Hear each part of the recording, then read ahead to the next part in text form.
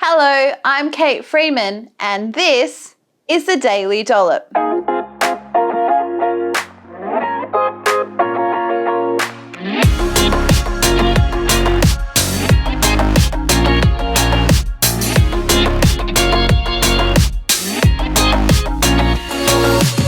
this episode of the Daily Dollop, we're going to be talking about stupid food rules. And I'm just going to have a good old vent session with you and hopefully point out some of the silly things that you might have been trying to stick to but struggling with that you don't have to stick to anymore. Well, welcome to the Daily Dollop today. My name is Kate Freeman. I'm a registered nutritionist and the founder of the Healthy Eating Hub. And fun fact about me is that I cry all the time. All the time. Advertisements make me cry. When I'm happy, I cry. Definitely when I'm sad, I cry. I cry in front of my staff, my husband, my children. I once pitched an investment idea to two very old men. I cried in front of them as well. Excellent. So all the emotions ooze from me and I'm just going to channel them all into my angst for stupid food rules in today's episode. Why focus on stupid food rules? Well, it's a really good question. And the reason is because these rules around how you're apparently supposed to be eating, and often they're connected to achieving weight loss, permeates our entire food culture. In fact, you can't even watch a movie these days without some kind of throwaway line around restricting food or a food rule. I remember the Lizzie McGuire movie, and there was a girl in that movie, and I can't even remember her name, but those of you who are my age and watch those shows and movies will know she was avoiding carbs. One of my all-time favorite movies, The Devil Wears Prada. Emily Blunt's character in that movie, they rock up to the event and they're like, "Oh, you look so thin." And she's like, "Thank you. I'm only one more stomach flu away from my goal weight." "Oh, wow." Or they're like, "What sort of diet are you on?" And you're like, "Oh, I don't eat anything. And then when I feel like I'm about to pass out, I eat a cube of cheese." You know, like just crazy, stupid food rules permeate through our culture. And I just want to call some of them out and say that you don't actually have to follow them. Couple that come to mind are stop eating bread. This is silly for a number of reasons, particularly from the perspective of weight management, because I've lost weight successfully myself while including bread in my diet. So anecdotally, I know for a fact that that's not true.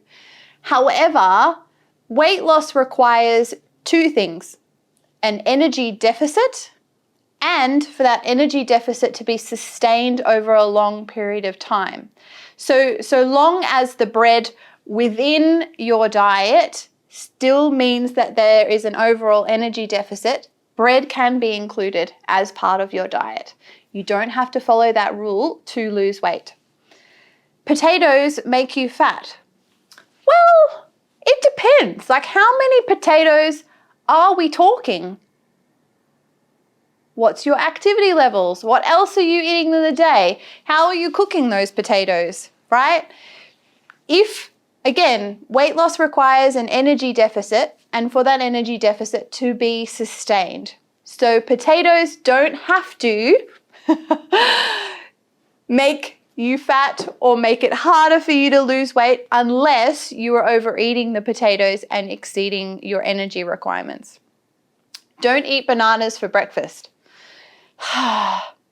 I read a news article and it was actually very frustrating because news.com had literally newsjacked this article from another newspaper who had stolen that from another newspaper who had got it from some wacky chiropractor in the USA. I traced the news story to its origin.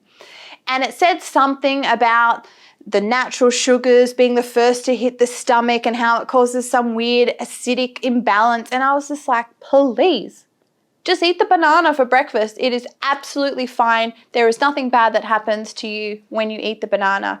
You absolutely can do that. Bananas are, in fact, fantastic to eat. Handy, easy, tasty, got their own packaging, amazing. Another one is don't eat carbs after 4 p.m.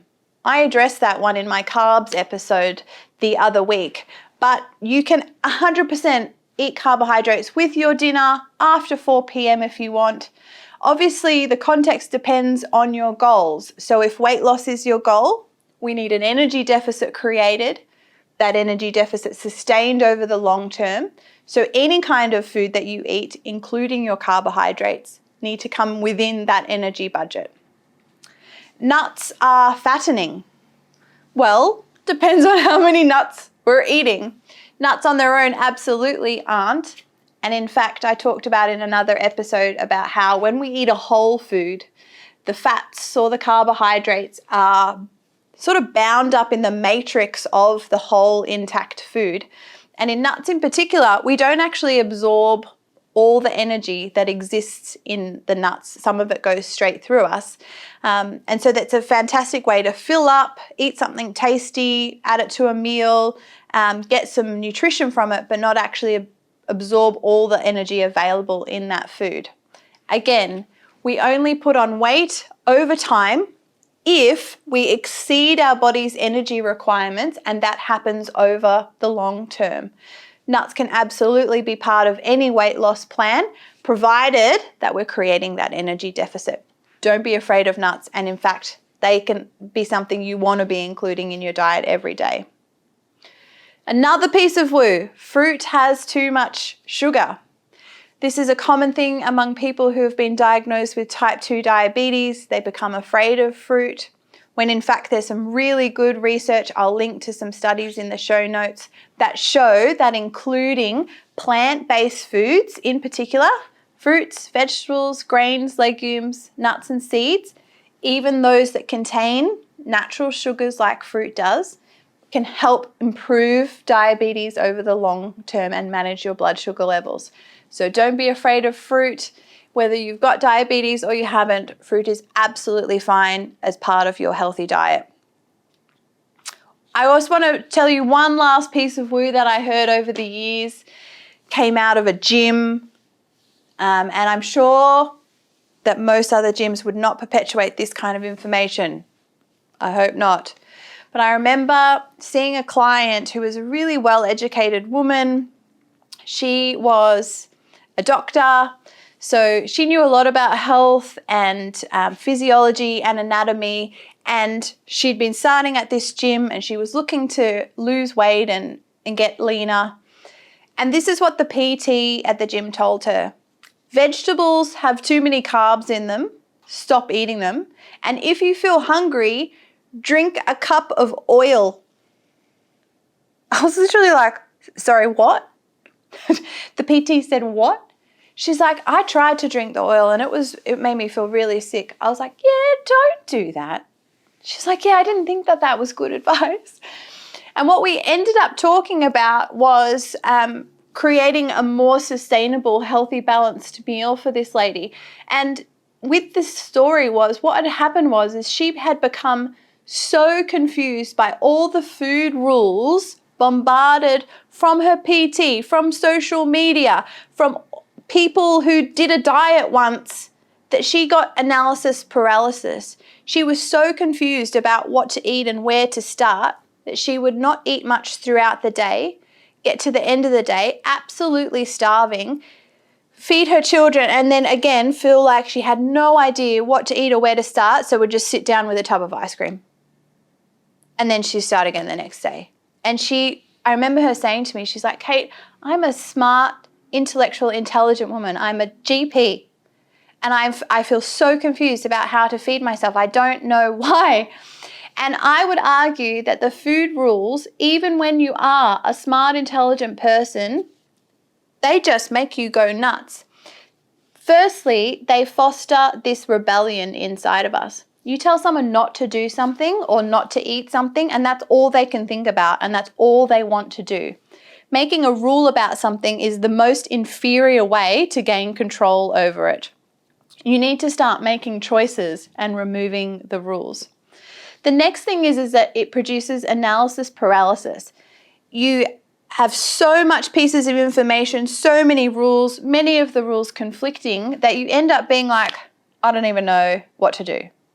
Another example is I remember chatting to a client a few years ago about breakfast.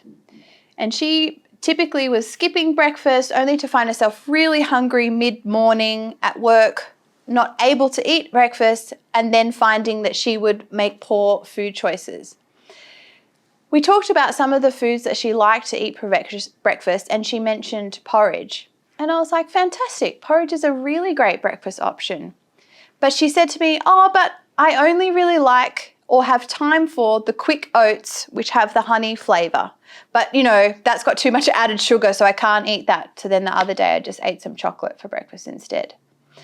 And I thought to myself, this is so distressing for this young woman, that she's so confused and bombarded with food rules, in particular the rules around sugar, that she was omitting a perfectly healthy breakfast option, oats, yes, with a little bit of added sugar in it, but felt like she couldn't eat that if she couldn't do the perfect, oats from scratch without any added sugar, that she then would just grab some chocolate to eat later on because she's so hungry and so confused that she's like, oh, what's the point? I just grab that to eat because at least I'm going to get some energy. Now, if you're listening to this and you're thinking, oh, that's ridiculous, that's never happened to me, fantastic. That is absolutely amazing.